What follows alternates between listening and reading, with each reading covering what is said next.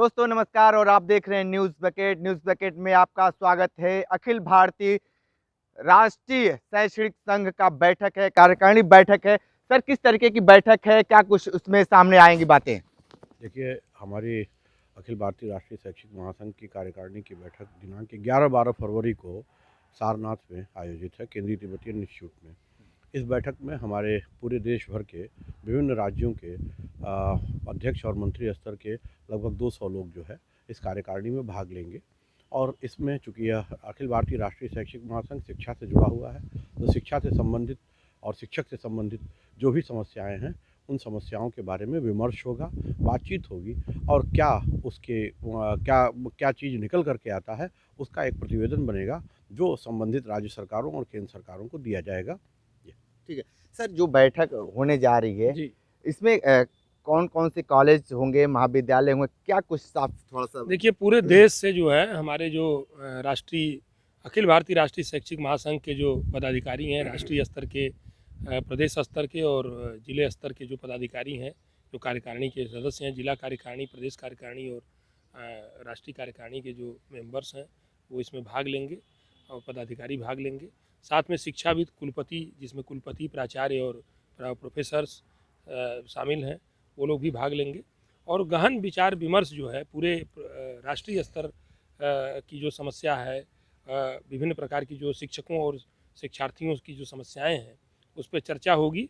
और इस चर्चा में जो हमारी वर्तमान में जो मुख्य जो राष्ट्रीय शिक्षा नीति है, इस पर जो है चर्चा होगी, क्योंकि ये अभी 2 वर्षों के अंदर लागू हुई है उच्च शिक्षा में। जैसे उत्तर प्रदेश में पिछले सत्र से लागू है और पिछले सत्र से अब तक क्या क्या समस्याएं आई हैं, जो उत्तर प्रदेश के लोग हैं, पूर्वी उत्तर प्रदेश के जो महाविद्यालय हैं, इसके भी प्राचार्य, विश्वविद्यालयों के कुलपति भी इसमें भाग लेंगे।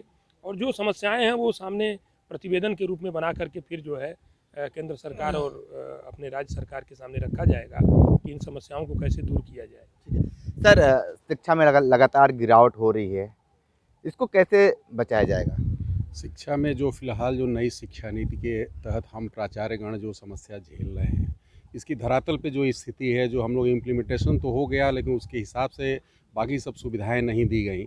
उसके संबंधित जैसे कुछ 3 सब्जेक्ट के एवज में अब 4 सब्जेक्ट बच्चे पढ़ रहे हैं। कॉलेजों की स्थिति, समस्याएं, स्टाफ की समस्याएं, टीचर्स की समस्याएं, सभी एक बहुत महत्वपूर्ण पहलू इस कॉन्फ्रेंस में डिस्कस होने जा रहा है। अब इस पूरे चूँकि पूरे देश से लोग आ रहे हैं, पूरे अन्य स्टेट्स में क्या समस्याएं हैं, दूसरे लोकेलिटी में क्या समस्याएं हैं, सभी समस्याओं को इकट्ठा करके एक मूर्त रूप दे करके उसका प्रतिवेदन संबंधित सरकार विभाग को सरकार के पास प्रस्तुत किया जाएगा। तो मेनली जो हम प्राचार्यगण हैं, जो क्लासरूम्स की हमारे जो ज़मीन पे जो समस्याएं हैं कि किस तरह से जो नई शिक्षा नीति में दिया गया उसको इम्प्लीमेंट किया जाए, उसका सलूशन नहीं मिल पा रहा है। ये महत्वपूर्ण बहुत इशू है। बाकी समस्याएं तो अपनी जगह पे है, लेकिन हम डायरेक्ट छात्र से जुड़े हैं, हमारी शिक्षा व्यवस्था से डायरेक्ट जुड़े हैं। कैसे हम कर पाएँ, इसका डिस्कशन इस कॉन्फ्रेंस में होना है और उसी का जो आउटकम जो निकल के आएगा सरकार की तरफ से प्रेषित करना है। ठीक है सर, लगातार ये कहा जाता है कि भारत विश्व गुरु बनेगा। जब इस तरीके की चीज़ें होंगी, छात्रों को बेहतर सुविधा नहीं मिल पाएगी, तो कैसे विश्व गुरु बन पाएगा? असल में जो हमारी वास्तव में धरातल पे समस्याएं हैं, ये जो संगोष्ठी होने जा रही है अखिल भारतीय राष्ट्रीय शैक्षिक महासंघ की 11-12 फरवरी को, इसमें हमारे प्राथमिक संवर्ग, माध्यमिक संवर्ग, उच्च संवर्ग, तकनीकी संवर्ग, हर क्षेत्र के जो भी शिक्षा के हमारे प्राथमिक से लेकर उच्च शिक्षा के हैं, सभी के इसमें प्रतिनिधि भाग लेंगे। और उनके साथ जो धरातल पे समस्याएं आ रही है, उन समस्याओं को दूर करने के लिए बैठक की जा रही है। जो हमारी उसमें निष्कर्ष निकलेंगे वो राज्य सरकारों और जो भी उत्तरदायी संस्थान हैं उनको प्रेषित किया जाएगा, जिससे कि हमारे शिक्षा की गुणवत्ता में बेहतर सुधार हो सके। और जब बेहतर सुधार होगा वास्तव में धरातल स्तर पे, तभी हम विश्व गुरु बन सकते हैं। उसके लिए एक हम लोग की ये पहल है, जो कि ये सार्थक प्रयास हम लोग का लगभग सफल होगा। नई शिक्षा नीति को लेकर लड़के काफ़ी असमंजस में हैं। कहीं बीए में एडमिशन कराए हैं, दूसरी जगह डिप्लोमा कर रहे हैं। बहुत सारे लड़के भाग दौड़ कर रहे हैं, कार्यालयों का चक्कर काट रहे हैं। स्पष्ट नहीं हो पा रहा है कि वो क्या करें।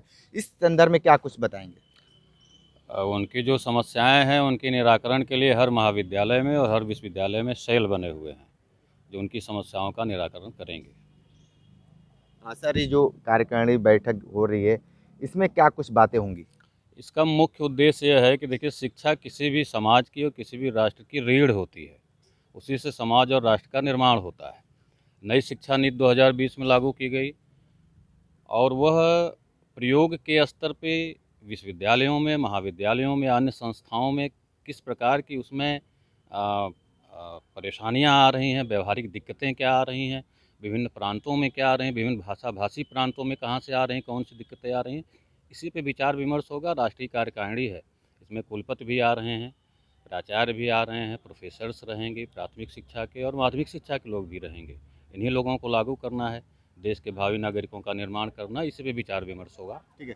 एक चीज़ बताइए, बनारस में एक मामला बहुत तेज़ी से तूल पकड़ा हुआ है सुरक्षा को लेकर। महामना की बगिया में एक दिव्यांग छात्रा के साथ छेड़छाड़ होता है, अभी तक छात्र आंदोलन पर बैठे। तो अब क्या लगता है कि अभी भी छात्र कैंपस में सुरक्षित नहीं है, क्यों व्यवस्था क्या कहीं से कमी नज़र आ रही है? यह एक बहुत बड़ा प्रश्न है, समाज के सामने भी और सरकार के सामने भी, और विशेषकर समाज के सामने। बच्चों के अंदर संस्कार की जिस प्रकार से गिरावट आ रही है, गार्जियंस को इस पे ध्यान देना चाहिए। हर बेटी अपनी बहन है, अपने परिवार की है। अगर यह भावना रहेगी, इस प्रकार की बातें नहीं आएंगी। संस्थाएं कर रही हैं, कोई भी संस्था या कोई भी प्रशासन ये नहीं चाहता कि इस प्रकार की घटनाएं हों। समाज के स्तर पे भी जागरूक करने की ज़रूरत है और प्रशासन को तो अलर्ट रहने की ज़रूरत है ही, क्योंकि प्रशासन प्रशासन है। ठीक है सर, ये बताइए कि जो बैठक होगी वहाँ पे तमाम लोग आएंगे, चीज़ें आएंगी, लेकिन जिस तरीके से एक देखा जाता है कि जो शिक्षक होते हैं, गुरु होते हैं, हर छोटे से लेकर और बड़े लोगों को पढ़ाते हैं, फिर भी कुछ छात्र ऐसे वंचित हो जाते हैं, उनको कैसे समझाएंगे या क्या बताएंगे? देखिए, अखिल भारतीय स्तर पे जो राष्ट्रीय शैक्षिक महासंघ का कार्यक्रम हो रहा है, तो इसमें हम लोग इन सारे मुद्दों के ऊपर चर्चा करेंगे। इसके साथ ही उत्तर प्रदेश में विशेषकर एक बहुत बड़ी समस्या जो है, जो आजकल शिक्षा का बाजारीकरण हो रहा है, जिसमें सेल्फ फाइनेंस कोर्सेज चल रहे हैं, सेल्फ फाइनेंस टीचर हैं, उनको वेतन सही तरीके से नहीं मिलता है। तो इस मुद्दे के ऊपर भी विचार विमर्श होगा, क्योंकि हमारे जो पूर्व मंत्री जी थे, उनका नारा था सुखी मन शिक्षक। लेकिन अब शिक्षक भी सुखी नहीं रहा, विद्यार्थी भी सुखी नहीं है। तो इसको कैसे दूर किया जाए, इसके ऊपर इस बार अखिल भारतीय स्तर पे विचार विमर्श होगा, जिसमें विभिन्न विश्वविद्यालयों के कुलपति आएंगे, बड़े बड़े प्रोफेसर लोग रहेंगे, विभिन्न संघ के लोग रहेंगे। और इसमें सबसे बड़ी चीज़ है कि कैसे बाजारीकरण से भी इसको मुक्त किया जाए। नई शिक्षा नीति में एक बहुत बड़ी समस्या जो आ रही है, बाजारीकरण। बहुत से ऐसे बच्चे हैं जो गरीब है, पैसा नहीं दे सकते हैं, तो क्या शिक्षा केवल उन्हीं को मिलेगी जिनके पास पैसा होगा? और दूसरी चीज़ है कि कॉलेजेस खुल रहे हैं, उसमें जो सेल्फ फाइनेंस कोर्स के जो अध्यापक हैं, उनके साथ समझिए मनरेगा मजदूरों से भी बदतर व्यवहार हो रहा है। तो उनकी स्थिति को कैसे सुधारा जाए? अगर शिक्षक ही सही नहीं रहेगा तो कैसे शिक्षा देगा?